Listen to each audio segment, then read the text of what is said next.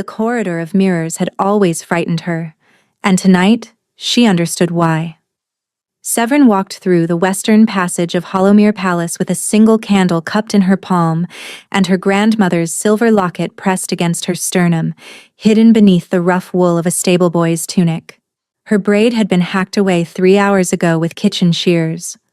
The shorn ends curled against her jaw, foreign and ugly. A leather satchel hung from her shoulder, packed with the few things that would not betray her. Dried marrow root, a folded letter she had never sent, 2 copper coins, and the small carved owl her father had given her on her 7th birthday, before the wasting fever took him. She did not look at the mirrors as she passed. She knew what the woman in the glass would look like, and she could not bear it. For 7 months, she had been the secret of the Alpha King of Hollowmere. 7 months of midnight summons through the servants' passages. 7 months of being lifted onto his enormous bed in the watchtower above the eastern wall, where no servant climbed and no advisor dared interrupt. 7 months of his mouth at the hollow of her throat, and his rough, whispered promises that he would tell the council, that he would tell the world, that he would name her his queen the moment the war with the Iron Coalition was won. She had believed every word. She had let him mark her on the inside of her left wrist, a half-formed claiming bite that no one but the 2 of them would ever see beneath the long sleeves of her physician's apron. She had let him press his forehead to her belly in the candlelit dark and whisper that the small life growing there was the most precious thing in his world. And then, 2 nights ago, she had overheard the Lord Marshal speaking with the Council of 3 in the Hall of Antlers. She had not meant to listen. She had been carrying a tray of fever tonic to the Marshal's wife, who had been ill for a fortnight. She had heard her own name, and she had stopped breathing, the porcelain cups rattling against one another on the silver tray. Her name, spoken with the casual disgust of men discussing vermin in a granary. "The girl is becoming a problem," the Lord Marshal had said. "She is with child. The king has confessed it to me. He believes he can keep her hidden until the war ends, but the war will not end this winter, and the council will not wait. Then the matter must be handled."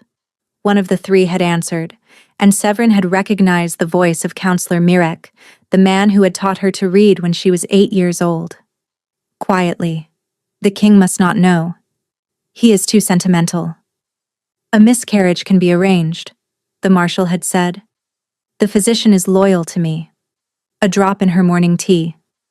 "The king will grieve, but he will recover. He will marry the coalition princess. The realm will hold. And the girl? The girl will be sent to a convent in the southern marshes. If she resists, she will be sent to the river instead." She had not dropped the tray. She did not know how. She had carried it the rest of the way down the corridor, set it on the table beside the marshal's wife, smiled and said something about the bitterness of the herb, and walked back to her chamber with her knees locking and unlocking like the joints of a wooden puppet. She had not slept that night. She had not slept the next. And now, in the deepest hour of the 3rd night, she was leaving. She had walked this route every night for 7 months, only in the opposite direction, summoned upward toward the watchtower where he waited for her with his shirt unlaced and his hair still damp from the bath. Now she was walking down through the gallery, down through the servants' stair, down through the kitchen passage, down through the stable yard, and out through the small wooden door behind the smithy that opened onto the goat track that wound through the lower orchard and into the deep pine forest beyond. She had told no one, not the head physician who had trained her, not the kitchen girls who had been kind to her, not the old laundress who slipped her extra blankets in winter. There was no one she could trust. Councillor Mirek had taught her to read. The Lord Marshal's wife had once kissed her forehead. Every single one of them, she now understood, had been measuring her like a butcher measures a lamb. She passed the last mirror and turned into the narrow stair. Her left wrist burned. It had been burning for an hour. She had ignored it, told herself it was the cold, told herself it was her imagination, told herself that the bond between an unmarked mate and a true mate was nothing but a story whispered in the kitchens. But the burn was deeper now. It pulsed in time with her heartbeat. It pulsed the way it pulsed when he was thinking of her.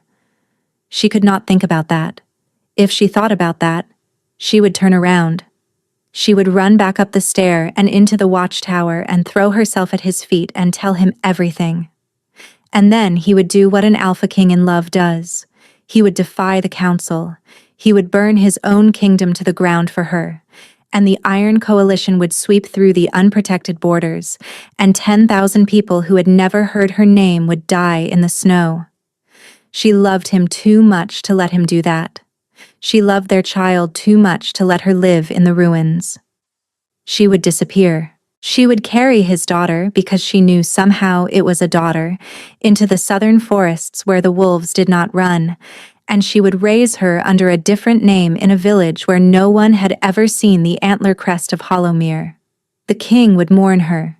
He would marry the coalition princess. The realm would hold. The child would live. 3 lives saved with one quiet disappearance. The kitchen passage was empty. The great hearths had banked down to red coals. The scent of the night's stew still hung in the air, mutton and barley and the bitter green of crushed sage. She moved through it on the balls of her feet, past the long oak table where she had eaten 1,000 meals, past the iron hooks where the copper pots hung like sleeping bats. The kitchen door opened onto the small courtyard between the keep and the smithy. The cold hit her face like a slap. Her breath plumed silver in the moonlight. She crossed the cobblestones with her head low, the candle extinguished now, her boots making the soft scuffing sound of someone who knew exactly where every loose stone lay. The stable yard, the smithy, the small wooden door, the goat track beyond it that would carry her into the trees and out of his life forever. She reached for the iron latch. The door opened before she touched it. Severin's hand froze in the air. The wooden door swung inward on silent hinges, well-oiled, recently used. Cold pine-scented air rolled in from the orchard beyond, and in the doorway, tall enough that he had to stoop slightly to clear the lintel, with his great black travel cloak still dusted with the fine snow that had begun to fall in the high passes, stood the Alpha King of Hollowmere, Kael Varin. He should have been 3 days' ride to the north, at the war camp at Ashreeve, where she had watched him leave 4 mornings ago with 2,000 mounted wolves at his back. He should have been on a campaign that would not see him return until the first thaw. He should have been anywhere on this continent except in this doorway, at this hour, with his amber eyes fixed on her face and one gloved hand resting on the iron hinge as though he had been waiting there, exactly there, for hours. He did not move. He did not speak. He looked at her. He looked at the hacked braid. He looked at the stable boy's tunic. He looked at the satchel and the dead candle and the silver locket peeking from the throat of the rough wool. He looked at the way her hand was still raised to the latch that he had opened for her. He looked, last, at her belly, where the wool fell loosely enough to hide what was beginning to show. His jaw moved. Once. Twice. When he spoke, his voice was quieter than she had ever heard it. "Where?" he said. "Are you going?" It was not a question. Severin's mouth opened. Nothing came out. The silver locket against her sternum had gone painfully cold. The mark on her wrist was burning so hot she thought the skin would split. She could see, in the dim light, that there was a faint tremor in his gloved hand. The hand of a man who had felt something tear inside his chest 3 days into a campaign and had turned his horse around without a word and ridden 90 miles in the dark to stand in this doorway. Through the bond she had been pretending did not exist, she felt his terror. It was vast. It was animal. It was the terror of a creature who had reached for his mate across the bond and found her receding, walking away, vanishing. Her satchel slipped from her shoulder and struck the cobblestones with a sound like a small body falling. "Severin," he said, and now his voice was breaking at the edges. "Tell me where you are going." She could not tell him. If she told him, everything she had calculated, every life she had weighed, would be undone. She had to lie. She had to lie with her whole body, with her face and her hands and her voice, to the one person in the world who had ever truly seen her. She lifted her chin. "I am leaving you," she said. The words fell into the cold air between them like stones into still water. Kael'Varin, Alpha King of Hollowmere, did not flinch. He did not roar. He did not seize her by the wrist and drag her back inside. He only looked at her with those amber eyes that had wept against her shoulder 100 times in the dark of the watchtower, and the something inside his chest that had been holding him upright through 90 miles of hard riding finally, visibly, broke. He took one step backward out of the doorway into the orchard. He held the door open. "Then go," he said. And Severin, who had spent 3 days preparing for every possible reaction except this one, felt the ground tilt beneath her boots. She did not move. She had braced for his fury. She had braced for his hands. She had braced for him to refuse, to forbid, to bellow for the guard, to shift into the great black wolf the kingdom whispered about, and pin her to the cobblestones with paws the size of dinner plates. She had not braced for him to step aside. The orchard beyond him was a dark mouth. The goat track was a thin, pale ribbon between the gnarled trunks. Snow drifted down through the branches in a slow, indifferent fall. "Go," he said again, softer this time. "If that is what you have decided, I will not stop you." His hand on the door was shaking now, openly. She could see his throat working above the collar of the great cloak. She could see the wet brightness in his eyes that he was not bothering to hide. She had to go. She had to step through the doorway and walk past him and not look back. Because if she looked back, she would never leave, and if she never left, her child would die before she ever drew breath. Severin bent and picked up her satchel. She walked toward the door. She passed within an inch of him. She felt the heat of his body through the cloak. She smelled the road on him, the horse and the leather and the cold and, beneath all of it, the warm, dark scent of his skin that she had memorized in the watchtower. The bond on her wrist screamed. She did not stop. She crossed the threshold. The cold of the orchard wrapped around her. She took 3 steps onto the goat track. 4. 5. Behind her she heard him exhale, a long, ragged exhale. The sound of a man who had been holding his breath since the moment he understood she was leaving. She did not turn. She walked. The orchard swallowed her. The pines rose up. Her boots crunched on frozen needles. The candle was a dead weight in her palm. The mark on her wrist burned like a brand pressed deeper with every step. She did not turn even when, somewhere far behind her, somewhere in the high, empty courtyard of Hollowmere Palace, she heard the sound she had been bracing for in the doorway and which had not come there. A howl. It was not a howl of rage. It was the howl of an animal whose chest has been opened.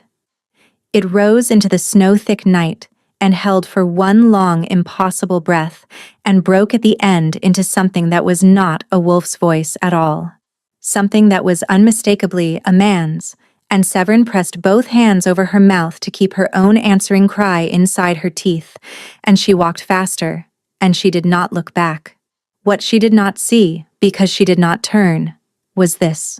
In the doorway of the small wooden gate, the Alpha King of Hollowmere had not moved. The howl had come from his throat without his permission. He stood there for a long time. Then, slowly, he stepped back inside the doorway. He closed the small wooden door with hands that were no longer steady. He walked back through the kitchen passage, climbed the servants' stair, climbed the long gallery of mirrors without looking at any of them, and climbed, finally, the spiral stair to the watchtower above the eastern wall. The chamber at the top was exactly as she had left it. The great bed was unmade. Her shawl, the gray one with the small darn tear at the hem, was folded on the chair by the window. A clay cup with the dregs of the cinnamon tea she liked still sat on the bedside table. He stood in the doorway and looked at all of it. He looked at the place on the pillow where her dark head used to rest. He looked at the little carved horse on the windowsill, the one she had laughed at because he had whittled it himself, and it was very bad. He walked to the bedside table. There, beneath the clay cup, folded into quarters with hands he now recognized as hers from the precise way she folded everything, was a slip of parchment. He picked it up. He unfolded it. He read it. It contained one line. "Forgive me for the mercy of disappearing. I love you too much to let you choose me." The Alpha King of Hollowmere read the line 3 times. Then he sat down very slowly on the edge of the great unmade bed, and he laid the parchment flat on his knee and he pressed his palm over it, and he did not move for a long time. When he finally lifted his head, his amber eyes had gone the color of beaten gold, and the man inside him was no longer the only thing looking out. He spoke a single word, very quietly, to the empty room. "Mercy," he said. He let the word taste like the lie it was. Then he rose and he walked to the great oaken door of the watchtower, and he descended. And he summoned his first fang to the war room before the dawn bell had finished ringing across the snow-dusted city below. The village of Brackenhollow lay 6 days' walk south of nowhere. It clung to the spine of a low ridge between 2 slow gray rivers, and its houses were built of fieldstone and turf, and it had 1 inn, 1 chapel, 1 mill, 1 well, and 1 healer who had walked into the village 14 months ago with her hand pressed to her belly and her boots worn through at the heel. They had taken her in because the previous healer had died of the lung rot in autumn, and they had no one to set the broken bones of the woodcutters or pull the breech calves of the cattle. She had given her name as Rena, the widow Pell, who owned the empty cottage at the end of the lane behind the mill, had said, "Let the girl have it. What does an old woman need with 2 cottages?" And that had been the end of the discussion. Now it was high summer, and the woman who called herself Rena was kneeling in the long grass behind her cottage, with her sleeves pushed up to the elbow and her dark hair, grown out now to her shoulders, tied back with a strip of green cloth. The infant strapped to her chest in a sling of soft gray wool was sound asleep, one tiny fist wrapped around a fold of the sling. The child's name, Severin had decided in the hour of her birth, was Wren. Wren had been born 5 months ago in this cottage, in the deep dark of a spring night, with the widow Pell and a midwife from the next village over for company. The labor had been long. The pain had been worse than Severin had been prepared for. But the child had come into the world strong-lunged and bright-eyed, and Severin had wept into her tiny dark hair and whispered her father's true name to her, only once. "Cale," she had whispered. "Your father was called Cale. He loved you before he ever saw your face." Then she had named the child Wren, and she had folded the secret away inside her chest like a pressed flower in the pages of a book. The mark on her wrist had not faded. That was the thing she could not stop thinking about. The thing that woke her in the middle of the night with a jolt as though she had been struck. Among the wolf-blooded, a rejected mate's mark withered within a season. The skin smoothed. The bond starved. By now there should have been nothing on the inside of her left wrist but unmarked skin. Instead, the mark had darkened. It had not only darkened, it had spread. The half-formed claiming bite had grown threads of silver that traced up the inside of her forearm in a delicate branching pattern, like frost creeping across a window pane, like a tree growing in slow motion under her skin. It pulsed with her heartbeat, and sometimes, when the wind blew from the north, it pulsed with another rhythm beneath her own. Slower, deeper, the rhythm of a heart she had pressed her ear against in the watchtower 100 times. She did not know what it meant. Marks faded. Marks scarred. Marks did not bloom into silver vines on the skin of a woman who had walked away. Unless... She would not finish the thought. The thought, finished, was a door she could not open and continue living. The thought, finished, was unless he never let me go. "Mistress Rena."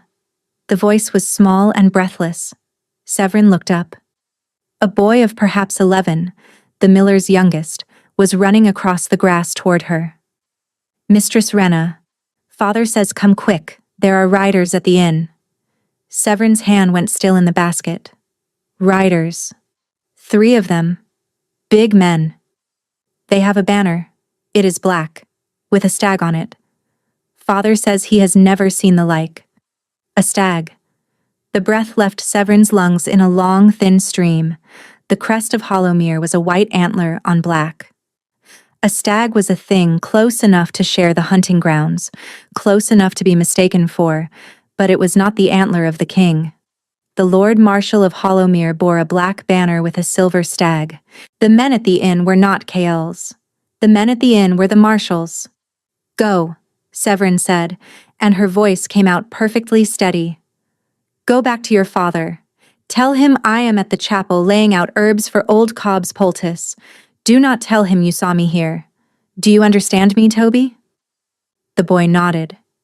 He went, his bare feet flashing back across the grass. Severin was already moving. She gathered Wren close against her chest with one arm and lifted the basket with the other and walked. Not ran. Walked. Back to the cottage. Running drew the eye. A woman walking with a sleeping baby and a basket of flowers drew nothing. Inside, she set the basket on the table. She unstrapped Wren from the sling and laid her in the small wooden cradle by the hearth.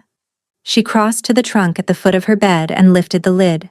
Beneath the folded linen was a leather satchel she had not touched since the orchard. Inside it was a dead candle, a small handful of coins, the folded letter, and her father's carved owl. She added the silver locket from around her neck.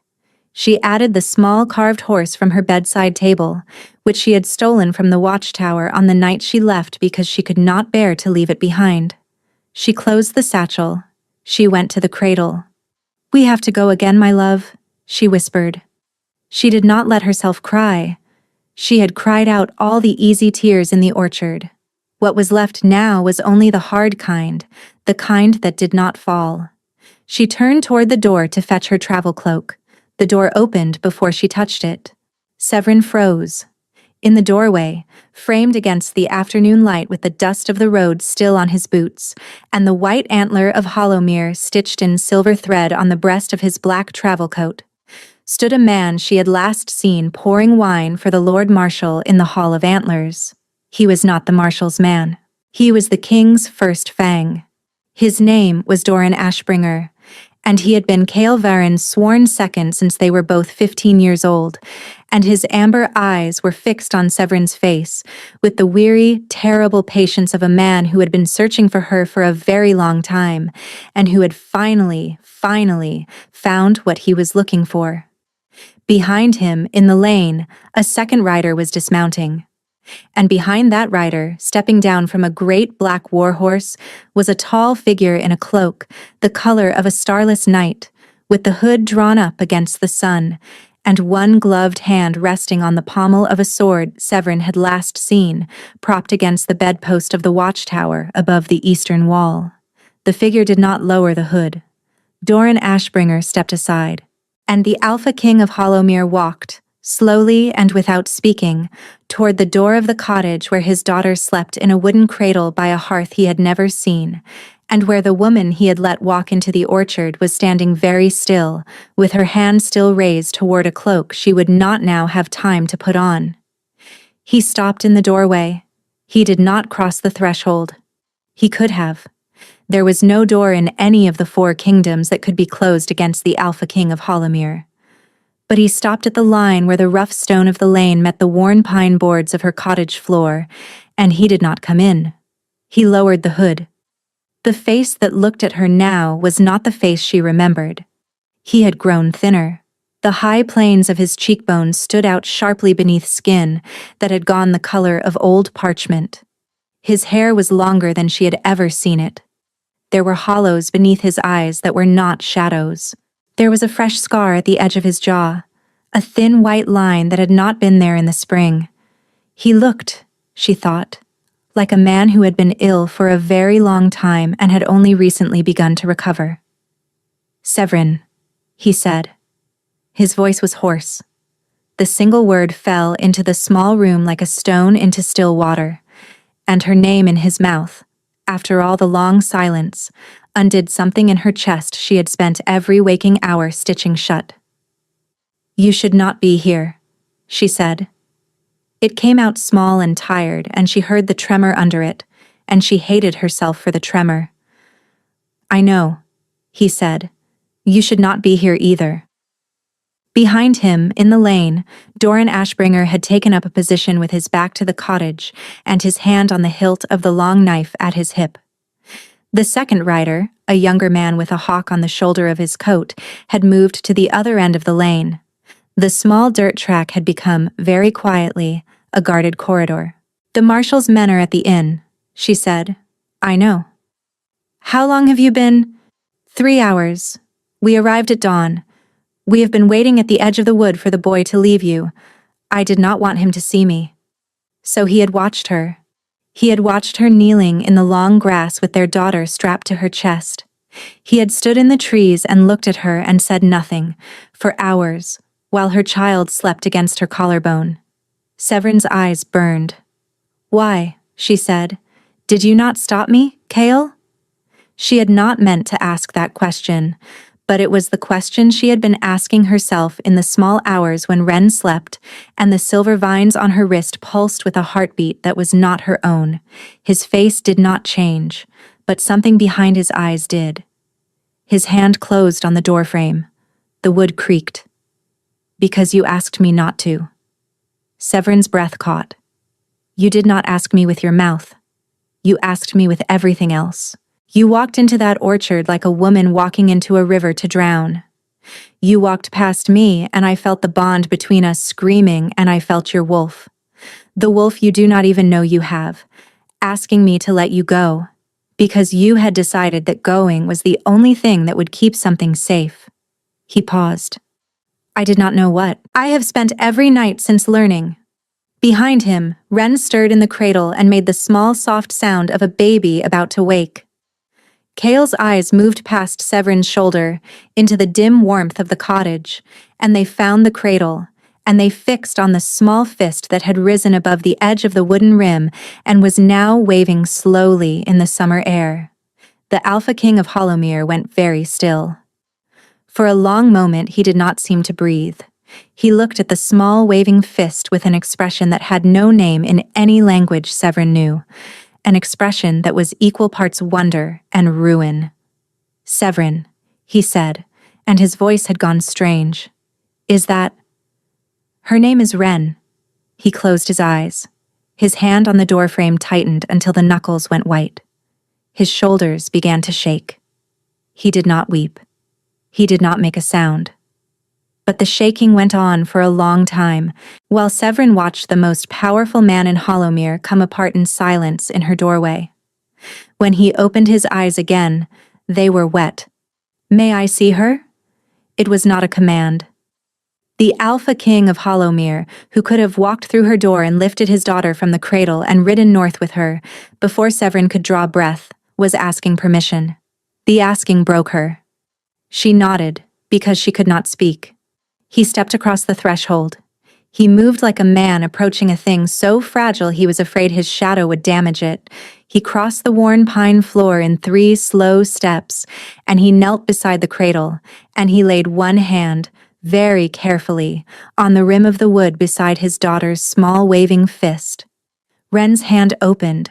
Her fingers closed around his thumb. Her eyes opened. They were not Severin's gray eyes. They were not the deep amber of the man kneeling beside her. They were a color in between, a strange luminous bronze, like a coin held up to firelight. She looked up at her father with the grave, considering attention of an infant taking in the shape of a new thing in her world, and her tiny fingers stayed wrapped around his thumb, and she made a small, contented sound deep in her throat. The Alpha King of Hollowmere bent his dark head over the cradle and pressed his forehead, very gently, against the side of the wooden rim. He stayed that way for a long time. When he finally lifted his head, his face had been carved into something new. The grief was still there. The exhaustion was still there. But underneath them now was something so still and so absolute that Severin took an involuntary step back. "The Marshal's men are not here for you," he said quietly. "They are here to confirm that you are dead." Severin's hand went to her throat. "I have spent every day since you left letting them believe that you are. I have grieved you in public. I have refused every council attempt to marry me to the coalition princess on the grounds that I cannot. They believe my wolf is broken. They believe I am a hollow king. They believe, at this exact moment, that the woman who carried my child threw herself into the southern river last winter and was never found." He paused. 3 weeks ago, a peddler in the next village sold a song about a healer in Bracken Hollow who could cure any fever and who had a baby with eyes like new copper. The song reached the wrong ear. The Marshal sent his men south. I rode the moment I heard. His amber eyes held hers. "They are not here to take you back, Severin. They are here to bury you." She sat down. Her knees had simply stopped being a thing she could rely upon. "Bury me," she repeated. Her voice sounded as though it were coming from the next room. Carl was still kneeling beside the cradle. He had not let go of Ren's small hand. His face had gone the color of bone. "You have been keeping me alive," she said. "By keeping me dead." "Yes." "How?" "I told the council I had received a message from a fisherman on the southern river. A body had been found in the reeds. A young woman, dark-haired, dressed in a stable boy's tunic, with a half-formed claiming bite on her wrist. I told them I had ridden out to identify her myself. I told them I had buried her in an unmarked grave because I could not bear to bring her home. I refused to discuss it further. I refused to allow the council to view the body. I wept in front of 3 witnesses." He paused. "I am told I have become very good at weeping. The court physician has prescribed me sleeping draughts. I pour them into the chamber pot." "And the council believed you." "The council wanted to believe me. A grief-stricken king is easier to manage than a king with a mate they wanted to murder. I gave them the grieving king every day since. Doran has been the only man in the palace who knows the truth." "Why didn't you come for me?" The question came out almost angry. All those nights when she had pressed her face into a pillow that smelled of nothing and bitten down on her own knuckles to keep from screaming. All those days of believing she had walked out of a king's life and that he had let her walk because in the end she had not been worth the cost. All of it, every single hour, a lie she had been telling herself while he, 90 miles to the north, was telling a different lie to the men who would have killed her. "Because the Marshal would have moved on you within the hour. Because the moment I rode south, every spy in the Hall of Antlers would have known. Because if they thought you were alive and carrying our child, you would have been dead in a ditch before I made it back to the high pass. The only thing that has kept you alive, Severin, is that they do not know you exist." He drew a breath. "And now they suspect." "How many of them are at the inn?" 3. The Marshal's huntsman, 2 of his sworn men. They will come to your door tonight, after the village has gone to bed. They will take you out into the woods. They will make it look like a wolf did it." His mouth twisted. "They are aware of the irony." "And Ren?" "Ren they will leave. An infant cannot identify them. A child found in an empty cottage will be taken in by the village. They are not, by their standards, monsters." She closed her eyes. The mark on her wrist had gone from a pulse to a steady deep heat, and she understood now what she had been refusing to understand. The vines on her skin had grown because the bond between them had not been one-sided, had not been severed. He had been feeding it. He had been feeding it every night from the watchtower above the eastern wall, by refusing to let her go, by refusing to take another, by refusing to allow the lie of her death to become a truth in any chamber of his heart. The bond had grown silver vines because the bond had been tended. She opened her eyes. He was watching her face. "You did not let me leave." "No." "You let me walk out of the orchard, but you did not let me leave." "No." "Why?"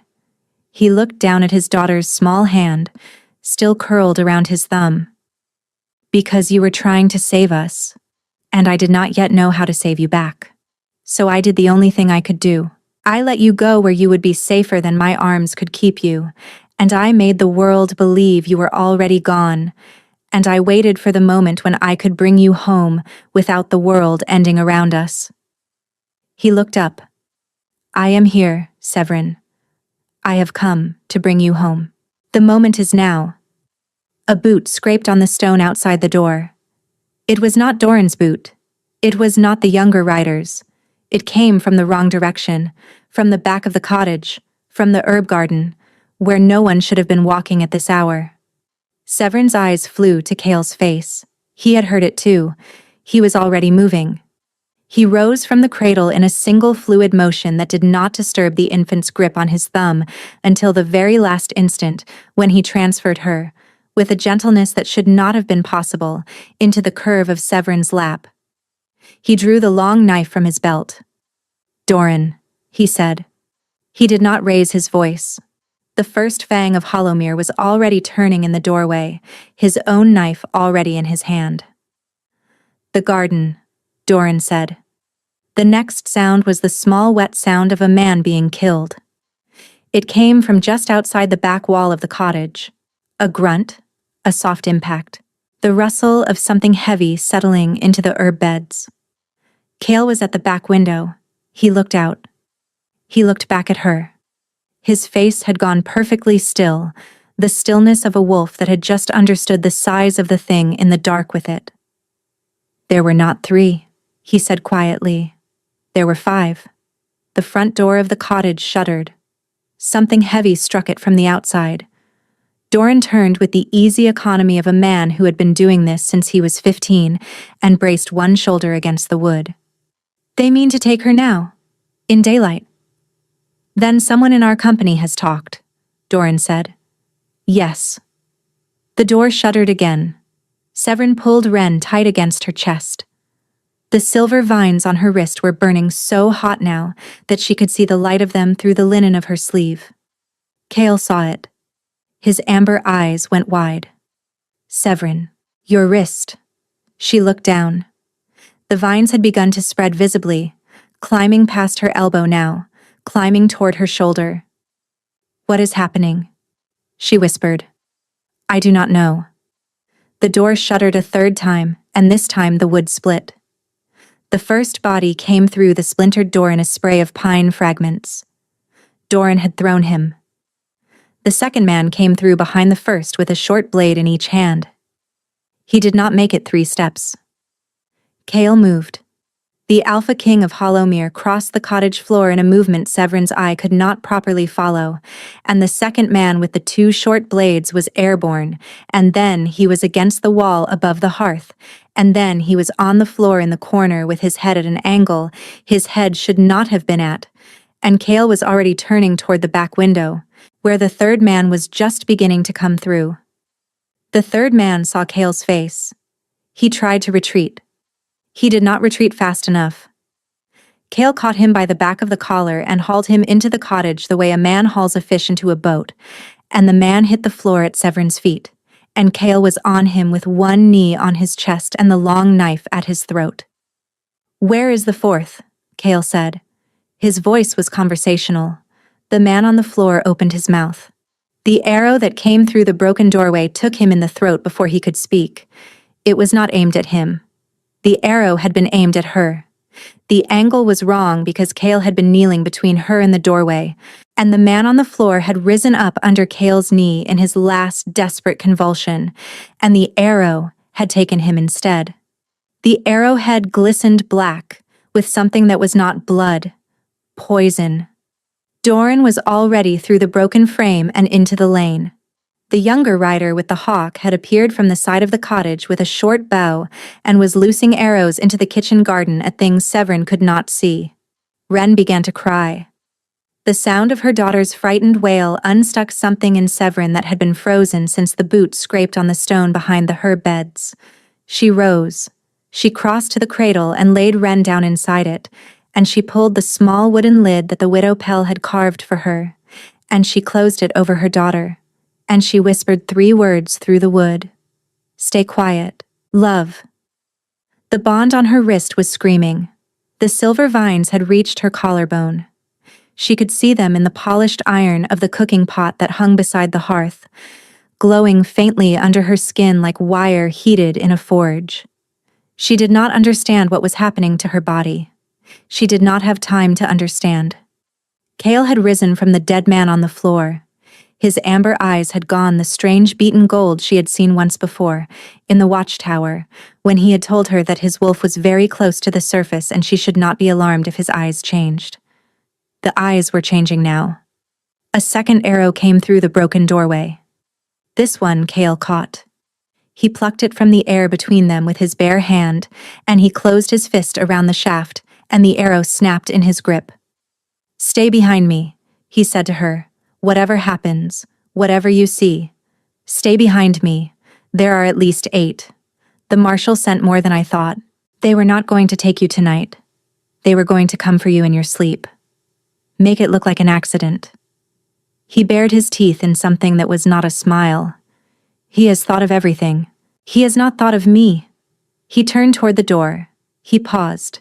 He looked back at her, with the silver vines glowing under the skin of her throat, and his eyes traveled from the vines to the cradle where their daughter was making small, frightened sounds beneath the carved wooden lid, and the something inside him that had been holding itself together since the orchard finally fully let go. When he spoke, his voice had dropped half an octave.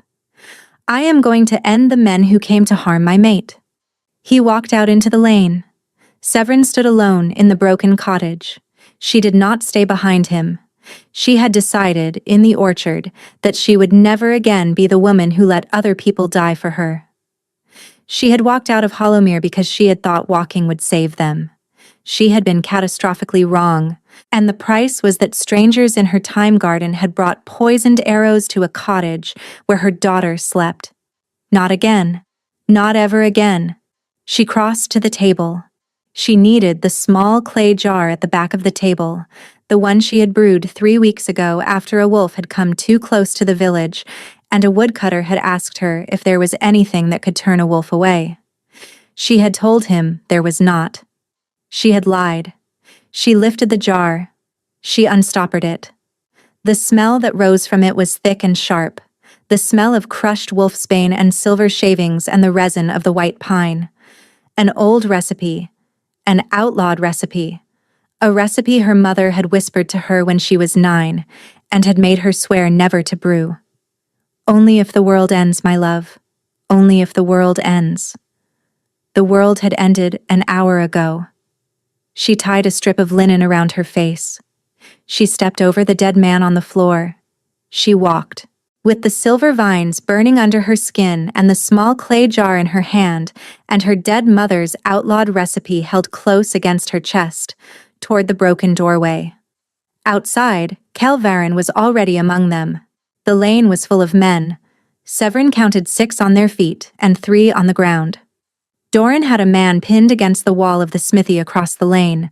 The younger rider with the hawk was moving with the man Severin had just decided was very young, perhaps 18. Cale was at the center of the lane, and there was blood on his sleeve that was not his, and the 2 men closing on him from opposite sides were not going to reach him. What they were going to reach was the cottage door. Severin saw it the way one sees a card that has not yet been turned. The 2 men were splitting around him. One was carrying a torch that he was trying, with hands that shook, to strike a light against a steel. The torch was for the cottage. The torch was for the cradle. Severin lifted the clay jar.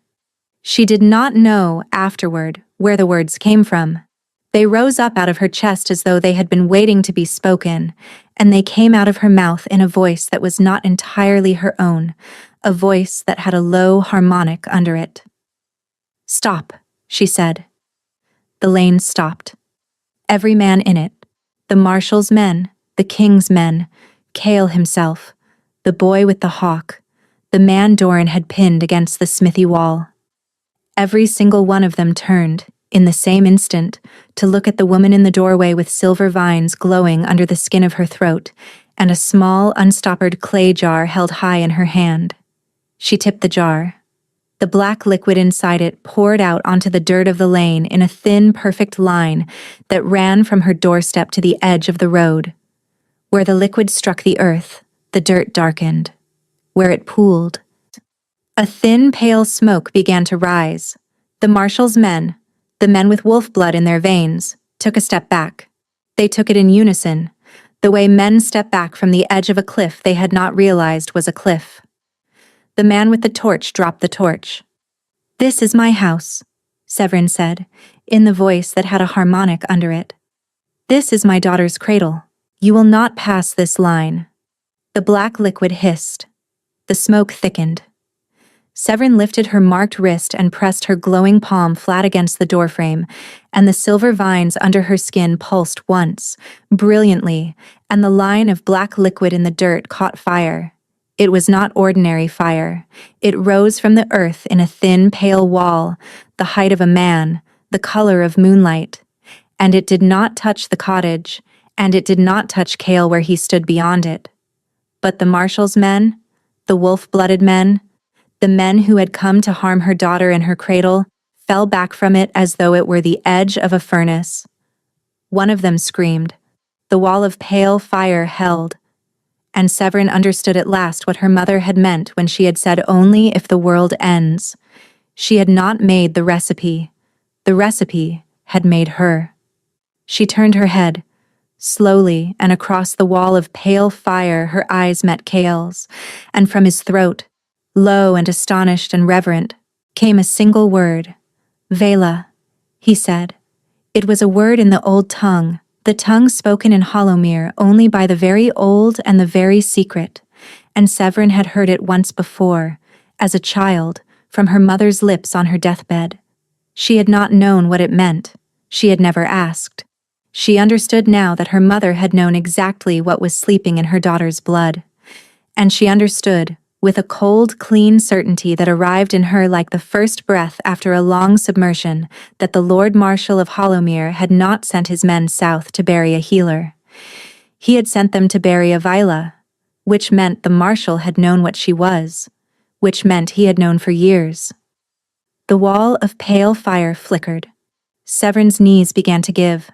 The last thing she saw, before the silver vines on her wrist pulsed one final blinding time and the world tilted sideways into darkness, was Cale Varin vaulting through the wall of her own moonlit fire as though it were nothing. His arms already reaching for her, his mouth shaping her name. She woke to firelight. The ceiling above her was made of dark beams she did not recognize. The air smelled of wood smoke and wool. Somewhere very close, a fire was crackling. Somewhere else, somewhere even closer, a man was breathing, slow and steady, the breath of a person trying very hard not to make a sound. She turned her head. Cale was sitting on a low stool beside the bed. He had taken off the great black travel cloak. His hair was damp. He was wearing a plain linen shirt that did not belong to him. The cuffs rolled to his elbows, and there was a clean white bandage wrapped around his left forearm. In his lap, asleep, with one tiny fist curled against his breastbone, lay Wren. Severin's eyes filled. "Severin." "How long?" she whispered. 6 hours. It is just past dusk. We are not in the cottage. A safe house, 3 miles south of Bracken Hollow in the woods. It belongs to a woman named Hesper Doone. She is one of mine. She has been waiting for us. The men in the lane. Dead. All of them. The villagers think a wolf pack came through. I have given the headman enough silver to fix every door we broke, and enough silver again to forget the color of my hair. Wren. Wren has been with me for 4 hours. She has eaten. She has slept. She has been sick down the front of my shirt, which is why I am wearing this one. His voice softened. She is well, Severin. She is the best thing in this house. Severin pushed herself up onto her elbow. The mark on her wrist still throbbed, but the blinding heat was gone. The silver vines had dimmed back to a pale, settled trace. They were still there. They had become, in the hours she had lost, simply part of her. You called me a word. Yes. In the old tongue. Yes. Tell me what it means. Without softening it. Without leaving anything out. I have spent more than a year being lied to by everyone I trusted, Kale. I do not have any patience left for kindness. Tell me what I am. He looked down at the sleeping infant on his chest. Avela is a woman of the old blood. Older than my line. Older than the 4 kingdoms. The wolf blood and the Vela blood were once the same blood, in the time before there was a crown to fight over, but they parted. The wolf went one way, the Vela went the other. The Vela did not shift. They had no second body. What they had instead was a binding to the land they were born on, to the threshold, to the hearth, to the cradle. Avila could hold a doorway against 100 enemies. Avila could call moonfire from poured oils and herbs that any healer could carry in a clay jar. Avila who took a true mate could bind that mate to her so deeply that the bond would not break, even if she tried to break it. Even if she walked away. Even if she crossed a year and 100 miles and a peddler's song and never said his name aloud. He paused. There has not been a Vela openly known in Hollowmere for 140 years. There may have been others. Hidden, walking among us under other names. I know now there was at least one. Severin's hand tightened on the blanket. My mother. Your mother was Vela. I do not know if she ever woke into the gift fully. I think she suspected what she was. I think she taught you the recipe for the moonfire because she knew you might need it and she did not want you to know why. The Vila gift can sleep for a generation and wake in the daughter who needs it most. He looked at the silver trace on her wrist. It woke in you the night I marked you. The bond pulled the blood up. It has been growing in you ever since. And the Marshal knew. The Marshal has known since you came into the palace as a girl of 15, and he saw the small mark behind your left ear that you have always thought was a freckle. The Vela mark. He recognized it because his grandfather had hunted the last known Vela of Hollowmere to her death in the southern marshes 140 years ago, and the Marshal's family has kept the records of that hunt as a private heirloom, and the Marshal has spent his life waiting for the bloodline to surface again so that he could finish the work his grandfather began. He thought he had finished it once, the night your mother died. He did not know she had left a daughter behind. He let me near you. He arranged for you to be near me. He could not kill you outright. A Vela killed without cause leaves a curse on the land that lasts 7 generations. He needed you to be killed with cause. He needed you to be a problem. So he allowed you to be brought into the palace as a physician, and he watched, and he waited. And when I fell in love with you and got you with child, he had his cause. And you? Did you know? No. I did not know what you were, Severin. I knew what I felt. I did not know that the bond was Vela work. I did not know the Marshal's father had hunted your mother to her death the night you were born. I knew only that you were mine, and that something in the kingdom wanted you dead for it, and that I would tear the world apart before I let it have you. You knew you would tear the world apart, and you let me walk into the orchard anyway. Yes. Why? Because tearing the world apart would have killed you, and I would rather spend a year keeping you dead in my own court than spend 1 hour holding your body in my arms, because I had been too proud to let you go. Her eyes filled. Kale. Yes. I do not know how to come back.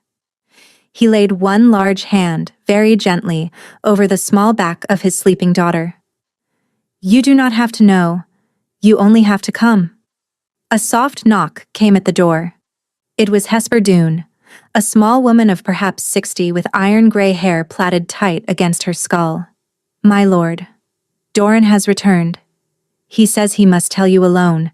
He says it concerns the company that rode south with you. Kale's face changed. It changed in a way Severin had not seen before. Something went very still behind his eyes. I will come to him. He rose. He carried Wren to the bed and laid her into the curve of Severin's body. He bent. He pressed his mouth against Severin's forehead, briefly, fiercely. What is it? She whispered. I do not know yet, but I told you, an hour ago, that someone in our company had talked. I think Doran has just learned who. He went out, and the door closed behind him. Severin lay very still, with her sleeping daughter tucked into the curve of her body, and she listened to the murmur of two men's voices in the next room, and she waited. It came sooner than she expected. It was Kale's voice. It was not loud. Mirek. The name fell through the wall like a stone. Counselor Mirek. The man who had taught her to read when she was 8 years old. The man whose voice she had heard in the Hall of Antlers 3 days before she fled, agreeing that the matter must be handled quietly. The man who, somehow, had ridden south with her king, and who had spent the journey betraying her to the Marshal 1 mile at a time. Severin pressed her face into Ren's dark hair, and she did not cry, because she had no tears left for the men who had taught her to read. The voices in the next room rose and then dropped again. By the time the door opened, Severin had become someone slightly different from the woman who had lain down 2 hours ago. Kale came in alone. He went to the small window and stood looking out at the dusk, with his back to her. "How long has he been against me?" she said quietly. "Years. Mirek has been the Marshal's man for 19 years, since before I took the throne. He was placed in the king's household as a tutor when I was a boy. He was loyal to the Lord Marshal's family, and he had been since the year my mother chose to marry into Hollowmere instead of into the Marshal's house, which was the older insult I did not know existed." He turned from the window. "Mirek rode south with us because Doran trusted him. Doran trusted him because I trusted him. I trusted him because he taught me to read." A muscle moved in his jaw. "He has been carrying messages back to the Marshal at every village we stopped in. He told the Marshal where you were. He told the Marshal that I had ridden personally, which is why the men in your lane were not 3, but 8. The Marshal had time to send the second wave because Mirek bought him the time. Where is Mirek now? Bound. In the cellar of this house. Alive. Alive. Why? Because I wanted you to choose, whether he lives or dies. The man taught you to read, Severin. The man held your hand when you were 8 years old and afraid of the sound of the wolves in the courtyard. He has betrayed you. He has betrayed me. He has spent 19 years pretending to love both of us, and he has put your child in the path of a poisoned arrow. By every law of Hollowmere, I am within my rights to break his neck on the cellar stairs. I will not do it without your word." Severin sat up very slowly. Ren stirred and settled. The silver vines on her wrist pulsed once, gently, as though something deep in her had heard the question and was waiting. "Take me to him." He did not argue. He helped her up. Hesperdoon took the infant with the practiced hands of a woman who had raised 10 of her own. Kale wrapped a heavy shawl around Severin's shoulders. He took her hand, and he led her down the steep wooden steps into the cellar. The cellar was small and dry and smelled of stored apples. A single oil lamp burned on a hook in the rafter. Doran Ashbringer stood at the foot of the stair with his arms folded. The man tied to the wooden chair in the center of the room was Counselor Mirek. He was older than she remembered. He had the loose gray skin of a man who had not been sleeping. His hair, the long iron-gray hair he had always worn tied at the nape of his neck with a black ribbon, had come loose. There was a thin trickle of blood at the corner of his mouth where Doran had silenced him on the way down the stairs. He began to weep when he saw her. "Severin. Oh, child. Oh, my dear child." She did not answer him at once. She walked slowly around the chair. She finished her circle and stopped in front of him. "Why?" He shook his head. The tears were running freely down the lines of his face. "You will not understand. I will understand exactly. I am very good at understanding, Mirek. You taught me." He flinched. "The Marshal would have killed my sister. My sister, Severin. She has 3 children. He has held them over me for 19 years. He told me when you were a child that you would one day be a problem, and that when the day came I would tell him the shape of the problem, and if I did not, my sister and her children would be found in a ditch outside the south gate." You knew what I was? I suspected. I did not know. Not for certain. Not until the night the king marked you and you came to the kitchen the next morning with the flush of it on your throat, and I saw, for 1/2 of one heartbeat, the silver under your skin. I went to the marshal that night. So you told him to kill me. I told him to send you away. I begged him. I said the convent. I said the southern marshes. He agreed. In front of me. He did not mean it. I did not know. I swear to you, I did not know. She looked at him for a long time. She was not the woman who had walked out of the orchard. That woman would have wept with him. That woman would have understood. That woman had been raised by a kind tutor and had a soft place in her chest where his name lived, and that woman was, she discovered now, very simply gone. What was left of her looked at the weeping man in the chair with an attention that was almost gentle, the way a physician looks at a wound she has decided cannot be saved. Mirek, you stood in the Hall of Antlers 3 days before I fled, and you agreed that the matter must be handled quietly. I heard you. You did not beg him. You did not say the convent. You said the king will refuse. He is too sentimental. And you said it in the voice of a man making a clever observation to colleagues. I have heard that voice from you 1,000 times. You used it when you taught me my numbers.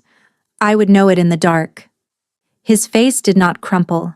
The weeping did not stop, but something behind it went still. You have lied to me twice tonight. I do not know how many other times you have lied to me in the 19 years you have known my name. I have decided that I do not need to know. She turned to Kale. She did not need to speak. Doran, my lord, take Counselor Mirek into the woods. He is to be given the hour of prayer that any man of Hollowmere is owed before judgment. Then he is to be returned to the earth quietly and without ceremony. He is not to be brought back to the city. He is not to be named in any record. The kingdom will be told that he died of fever on the southern road. His sister and her children will be moved tonight to the protection of my house, and they will be told that he died bravely, and they will believe it, because there is no kindness left to give them, and that one is small. Doran inclined his head. My lord, Mirek, you will not look at her again. Not once. Not on the stair. Not in the wood. Not in the last second of your life. You have used your last look. He took Severin's hand. He led her up the cellar stair without another word, and behind them Doran Ashbringer cut the ropes from the wooden chair and lifted Counselor Mirek to his feet, and the old man kept his eyes fixed on the floor. At the top of the stair, Severin stopped.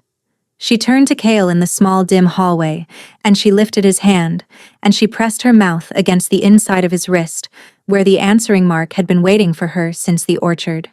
Take me home. Yes. Tonight. Yes. And Kale, when we get there, the marshal does not see another sunrise. His amber eyes had gone the color of beaten gold, and beneath the gold was something quiet and absolute that she finally recognized as her own reflection. No, he said softly. He does not. They rode for 3 days. They did not ride the road. The road was watched. They rode the old shepherd tracks that Hesper Dune's son knew by heart, the ones that wound through the high country where there was no inn for 40 miles. Doran rode point. The young man with the hawk on his shoulder, whose name Severin learned was Torin, rode rear. Kale rode at the center with Ren strapped against his chest in a sling Hesper had made, and Severin riding pillion behind him with her cheek against his back, and her arms locked around his ribs. They did not speak much. There was only the steady rhythm of the horse beneath them, and the steady warmth of the small body against his chest, and the steady beat of 2 hearts under one cloak. On the 3rd evening they came over a low ridge, and Hollowmere lay below them in the long blue dusk. Severin had not seen the city in well over a year. She had not let herself imagine the white stone of the keep at the center, the dark line of the orchard to the west where she had walked out of his life on a winter night. The watchtower above the eastern wall. The watchtower was lit. Even at this distance, even in the dusk, She could see the small, steady gleam of lamplight in the highest window. He had kept the lamp burning. Every evening he had climbed the spiral stair and lit the lamp in the chamber where his mate had been brought to him in secret, and he had kept it burning all night, so that anyone looking up from the city below would believe it was the king sitting alone with his grief. It had not been only a lie for the council. It had been a small, steady act of faith against the dark. Severin pressed her face into the back of Cale's cloak and did not speak. They did not enter the city by the main road. Doran took them around to the eastern wall, to a postern gate that Severin had never known existed, set into the stone beneath a screen of hanging ivy. 2 of Cale's sworn men were waiting there. They opened the gate without a word and closed it behind the small party, and the city of Hollowmere swallowed them. They moved through the back lanes of the lower city with the cloaks pulled up, and the horses left at a stable Severin did not recognize. They climbed a narrow servant's stair that Severin had walked 100 times in the opposite direction. They came up into the long gallery of mirrors, and Severin walked through it now with Wren in her arms, and this time she looked. She looked into every mirror as she passed it. The woman who looked back at her was thinner than the woman who had fled, and her hair was shorter, and there were silver vines tracing the side of her throat under the collar of her traveling gown. She looked, she thought, like a woman who had been somewhere and come back. The chamber at the top of the watchtower stair was exactly as she had left it. He had not let anyone touch the room. The bed was unmade in the same shape it had been unmade on the last morning he had held her in it. Her gray shawl was still folded on the chair by the window. The clay cup with the long evaporated dregs of cinnamon tea still sat on the bedside table. The small carved horse on the windowsill was the only thing missing, and that was because it was in the satchel slung over her own shoulder. She set the satchel on the table. She took out the carved horse. She put it back on the windowsill, exactly where it had been. Behind her, Cale made a small sound, the sound of a man who had not realized until that instant that he had been waiting to see her hand do exactly that. "Tomorrow," he said quietly, "tomorrow." He came up behind her at the window. He laid his hands on her shoulders, and she leaned back against him, and his arms came around her, and Wren slept on between them. Tomorrow, in the Hall of Antlers, the council would convene. The Lord Marshal would take his customary seat. The king would come down from the watchtower in the black ceremonial coat, with the white antler stitched at the breast, the coat he had not worn in over a year. He would walk into the hall alone. He would speak for 1 minute. He would say only one sentence. He would say, "Bring her in." But that was tomorrow. Tonight, for the first time in all that long time, the man tasked with bringing the king his evening tray was told by Hesper Doone, who had come ahead of them, that he could go to bed early. The king would not be needing tea tonight. The Lord Marshal of Hollowmere was a creature of small habits. He rose at the same hour every morning. He took black bread and weak ale at the same long table in the same alcove of the lower hall. He walked to the Hall of Antlers by the same passage at the same hour, and on the morning of the council session he was always the first man through the doors. He arrived first that morning. He did not arrive first the way he had arrived first for 19 years. The hall, when he stepped into it, was already lit. The long pine tar torches in the iron sconces were already burning. The tall double doors at the far end of the hall were closed. The carved chair at the head of the long table, the chair the king had not sat in for a full session in over a year, had been polished. Its arms gleamed. The marshal stopped just inside the door. He understood, in the half-second between his boot striking the stone and his mind catching up to what his eyes were telling him, that something was wrong. He was already turning when Doran Ashbringer stepped out of the alcove behind him. "My Lord Marshal." His voice was very quiet. He did not raise the long knife in his hand. He did not need to. Behind Doran, 2 of the king's sworn men closed the door of the Hall of Antlers and slid the iron bar across it. The marshal did not run. He had lived his life as a man who did not run. He turned, slowly, and he walked toward the carved chair at the head of the long table. He stopped 3 paces from it. He folded his gloved hands in front of him. "So," he said. The double doors at the far end of the hall opened. Kale came through them. He was dressed in the black ceremonial coat with the white antler stitched at the breast. He walked the long aisle with the unhurried pace of a man who had nowhere else in the world he needed to be. He stopped behind the carved chair. He laid one hand on its high back. "My Lord Marshal, my king, you sent 5 men south. I sent 3. You sent 5. They are dead in a lane behind the mill in a village called Bracken Hollow. So is your huntsman. So is the 17-year-old boy you sent because he was small enough to climb through the back window of the cottage without being heard." The marshal's jaw moved. "You were ill-informed, my king." "I was perfectly informed. Counselor Mirek had been informing me of every step of your operation for the last 6 days. He did not know he was informing me. He thought he was informing you." The man Doran left in the wood with him for the hour of prayer was very kind. He let Mirek believe, until the last minute, that the message he had sent ahead would reach you in time. The marshal's gloved hands tightened. "You will not find proof in his pouches." "I do not need proof in his pouches. The council is not in session, my Lord Marshal. The bar is across the door. By the time the council is in session, this conversation will be finished." He paused. "You will tell me that your grandfather hunted the last known Vela of Hollowmere to her death in the southern marshes 140 years ago. You will tell me that your father finished what your grandfather could not. The night a healer of the northern provinces died of her wounds in a lying-in chamber that had been promised her as a sanctuary. You will tell me that you recognize the small mark behind the left ear of a 15-year-old girl who came into my palace as a physician's apprentice.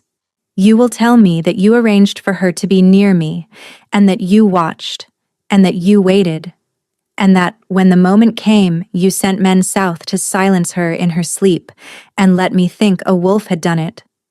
The marshal lifted his chin. "And if I do not tell you, then I will tell the council in your place.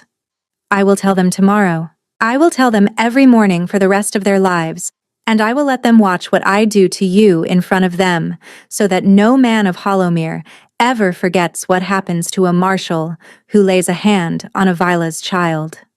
The word landed. The marshal had been a clever man for 61 years. He understood. In the moment Kale said the word Vela in the Hall of Antlers in front of a witness that the king had not come into this room to ask for a confession. He had come to give a sentence. He drew himself up. "The girl is dead. She is not. My king. The girl is dead. The fishermen on the southern river found her body in the reeds. You buried her yourself." "Yes," Kyle said. "I did.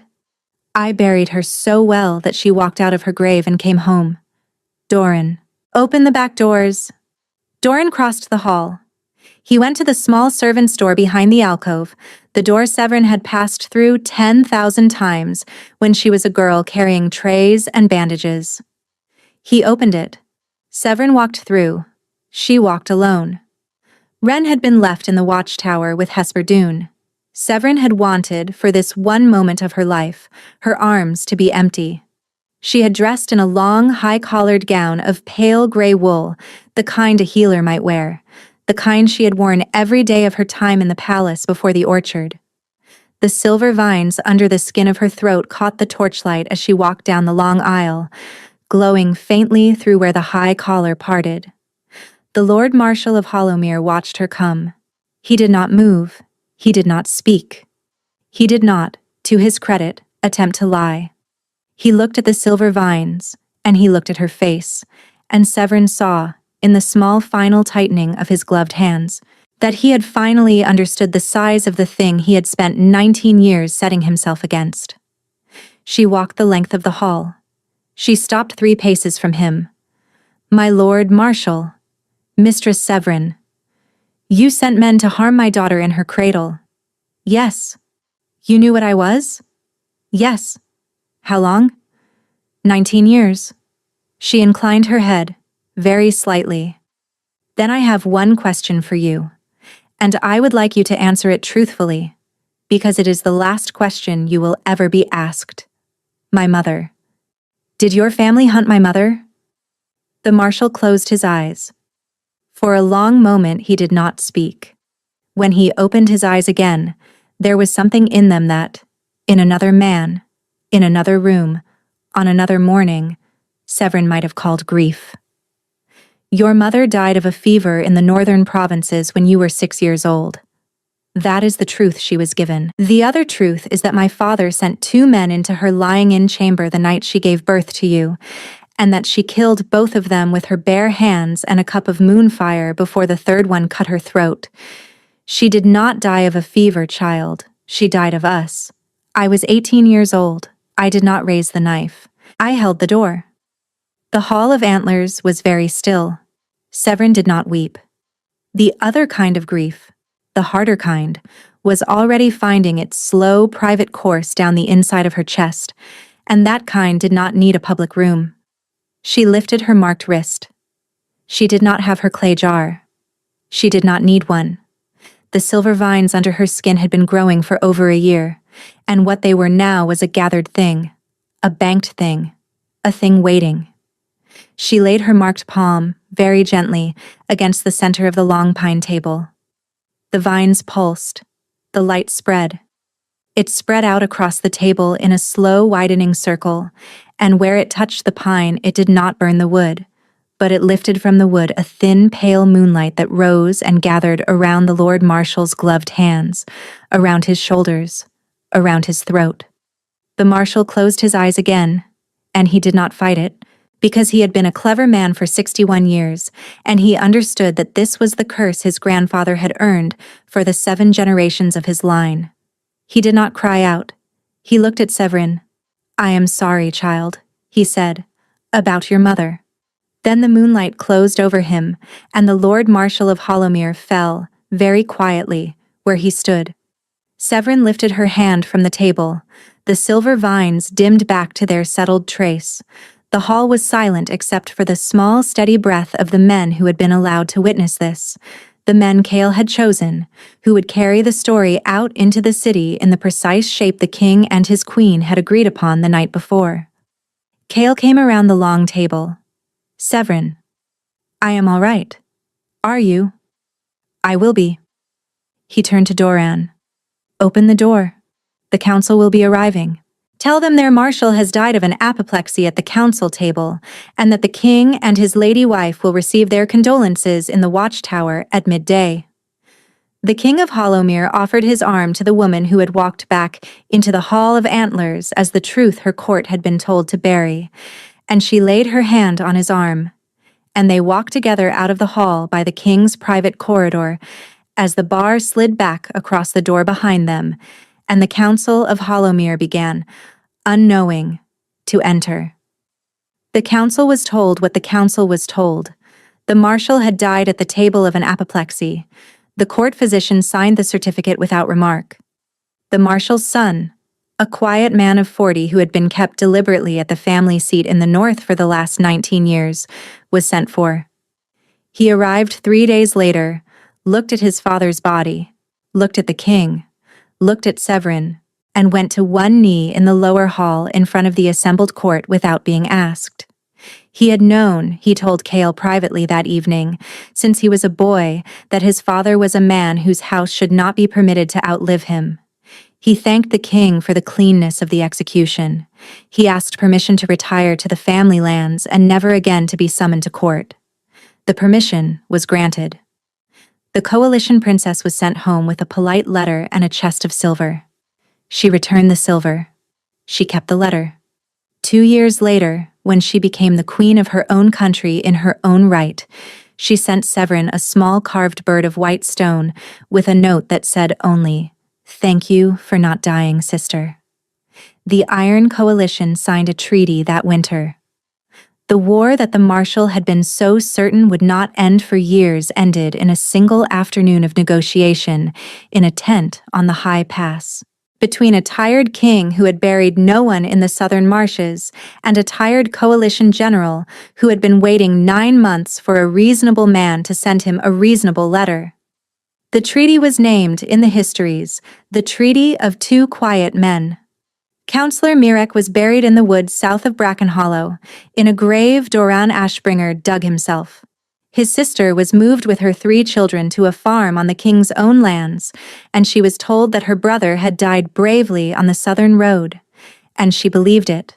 And her youngest daughter, the one Mirek had blessed at her christening, grew up to be a physician in the city of Hollowmere, and was, in her 70th year, the woman who delivered Severin's great-granddaughter into the world. Hesper Doone was given the watchtower's small lower chamber as her own and the title of Keeper of the Lamp. She kept it lit every night for the rest of her life. The small, steady gleam in the highest window of the watchtower above the eastern wall became, over the centuries, the thing the city of Hollowmere oriented itself by. Sailors on the long lakes used it to find harbor. Lost children were told by their mothers to walk toward the small light. That is the Queen's lamp, they were told. She left it on for you. There was a wedding. It was not held in the Great Hall. Severin had refused the Great Hall. She had refused the public ceremony. She had refused, with a quiet finality that Cale did not even attempt to argue with, the procession through the city and the sworn witnesses and the ranked nobles in their banner colors. She had walked into one such public hall once, in the shadow of a colonnade she would not name even to him, and she would not, she told Cale in the watchtower on the night of her return, ever again be the woman who was claimed in front of a crowd. She wanted to be claimed in private. She wanted to be claimed in the place where she had been claimed the first time. So they were married in the watchtower above the eastern wall, with only Doran Ashbringer and Hesper Doone, and the young man Torin and the youngest of the 3 for witnesses, and the priest of the small chapel on the lower city wall, an old man with milk-white hair who had baptized Cale as an infant, and who wept openly through the entire ceremony. Wren was present, in Hesper's arms, and she made one small bright sound at the moment of the binding. Cale spoke his vows first. He spoke them with his hands holding hers, and his amber eyes did not leave her face. I let you walk into the orchard because I did not yet know how to save you back. I am here now to tell you that I know how. I will be the door you can close, and the door you can open. I will be the lamp in the high window. I will be the man who lets you go where you need to go, and who walks south through the long dark to find you when you are ready to come home. I will not ever again be a king who kept his queen in the dark to save her. I will be a king who keeps her in the light. I am yours, Severin. I have been yours since the first time you set my brother's broken finger when we were both 15, and I told no one, and I went home and could not sleep. I will be yours every day until... She spoke her vows second. I walked into the orchard because I did not believe a king could choose a healer. I have learned, in the long months since, that I was wrong. I have learned that the bond between us was already older than either of us. I have learned that my mother died for what I am, and that her mother knew, and a long line of women in the dark have been waiting for the night I would walk into a cottage in Brackenhollow and lift a small clay jar in front of men who had come to take my child. I am the daughter of those women. I am the mother of this one. I am yours, Cale. Not because you are a king, but because you are the man who let me go and stayed up every night to keep me alive in the dark. And I will spend the rest of my life teaching our daughter that this is what love is, not the keeping. The keeping in the light. The old priest bound their wrists with a length of pale gray ribbon. He bound them at the inside of the left wrist, where Severin's silver vines met Cale's answering mark, and the two glowed faintly together where the ribbon crossed them. Wren laughed. The chamber went quiet for the space of one breath, and then Hesper Doone laughed too, and Doran Ashbringer made a sound that was almost a laugh, and Cale bent his dark head and pressed his mouth to the inside of his wife's bound wrist, and Severin closed her eyes. The bond completed. It announced itself with a small, steady warmth that settled into Severin's chest, the way a banked coal settles into a hearth at the end of a long evening. And she understood, with her eyes closed and her wrist bound to her king's, that the bond she had walked into the orchard to break had not, in any moment of any of the long months she had been gone, been breakable. It had been waiting. It had been waiting for her to stop running and for him to stop hiding, and for the two of them, finally, to choose each other in a small lit room in the highest chamber of the tower, with the small body of their daughter watching from the curve of an old woman's arm. The pale gray ribbon, when the old priest unwound it from their wrists, came away faintly silver where it had crossed her skin. He folded it. He gave it to Hesper, who put it in a small wooden box that she kept on her hearth for the rest of her life. The lamp in the high window burned that night, as it had burned every night for over a year and would burn every night thereafter. Below it, in the small chamber of the watchtower above the eastern wall, the Alpha King of Hollowmere lay on his side in the great unmade bed, his dark head propped on one hand, watching his wife sleep. Wren was curled in the curve of her mother's body. Severn's hand rested over their daughter's small back. Her dark hair was spread on the pillow exactly as he had imagined it spread on the pillow on every one of the long nights he had climbed this tower alone. He did not sleep. He had not slept much in all this time. Sleep had become a thing that arrived in pieces and left in pieces, and tonight, with his wife and his daughter inside the curve of his arm, he had no need of it. He had a long time. That was what he understood. He had been given a long time by the woman who had walked into the orchard to save it for him. He had been given a long time by the daughter who had been laid into his lap on a stool in a small safe house, and who had, against all reason, gripped his thumb. He had been given a long time by the bond on his wrist, which had been waiting all this time for the bond on hers to come home, and which would, he understood now, never let either of them be lost in the dark again. Severn opened her eyes. She did not move. She did not turn her head. She only opened her eyes and looked up at him in the lamplight, and her gray eyes were calm. "You should sleep," she whispered. "I am sleeping. You are not?" "I am resting." She smiled very faintly, and the smile was the smile he had not seen on her face in all the long months, and which he had thought, in the worst hour of the worst night, that he might never see again. "Cale." "Yes. Lie down." He lay down. He laid his arm over his wife and his daughter, and he closed his eyes. Outside the window the lamp burned.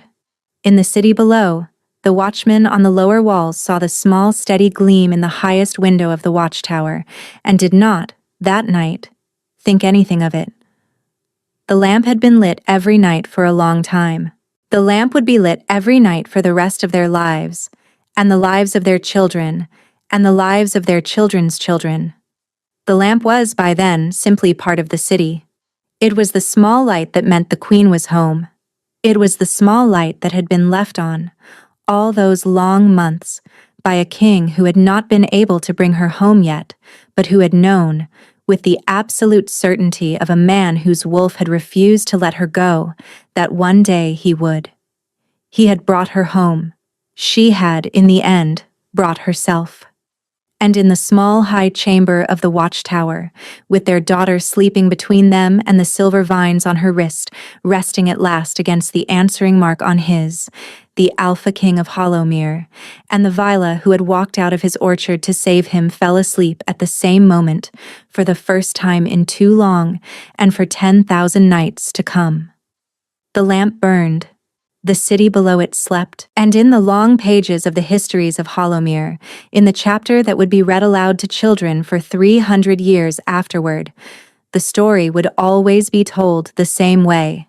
It would begin in an orchard on a winter night, when a healer with silver under her skin walked away from the door her king had opened for her.